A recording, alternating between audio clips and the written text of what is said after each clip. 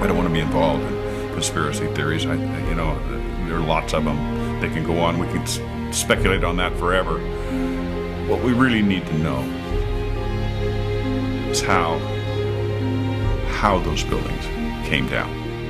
World Trade Center 7 collapsed because of fires fueled by office furnishings. It did not collapse from explosives or from fuel oil fires. To undermine scientific integrity is to undermine our democracy. This is what NIST has done, denied and ignored crucial evidence. The American people absolutely need the truth of 9/11. More than 1,500 architects and engineers and 12,000 others, including many scientists, have signed the petition calling for a scientific investigation of the destruction of the Twin Towers and World Trade Center Building 7. The report, issued by the National Institute of Standards and Technology, referred to as NIST, was not valid science.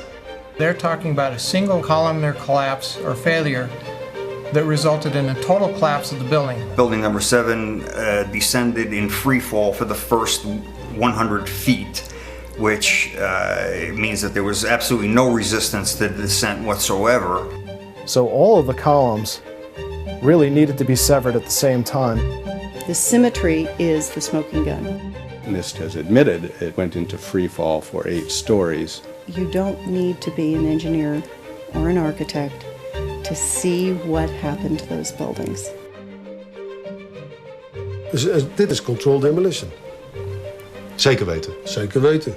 What I saw, it was a classic implosion. The center of the core, the penthouse area, starts to move first, and then the building follows along with it.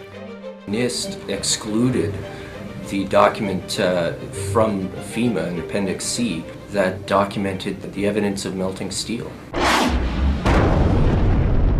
In an office fire, you cannot generate enough heat to melt steel.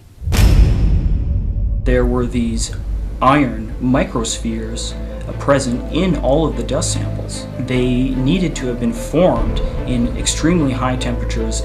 All the characteristics of the microspheres, along with what I see in the attack of the beams that were actually found, tell me that thermite was involved in melting those steel beams. In the dust, what we have found is a modern version of thermite, which we call nanothermite. NIST concedes that they found no evidence for explosives. So then we asked them, well, did you look?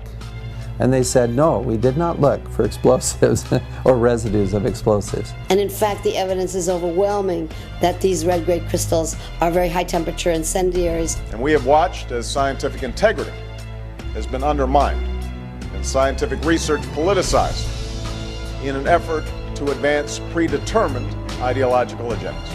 If this is a crime, I think everybody agrees it's a crime.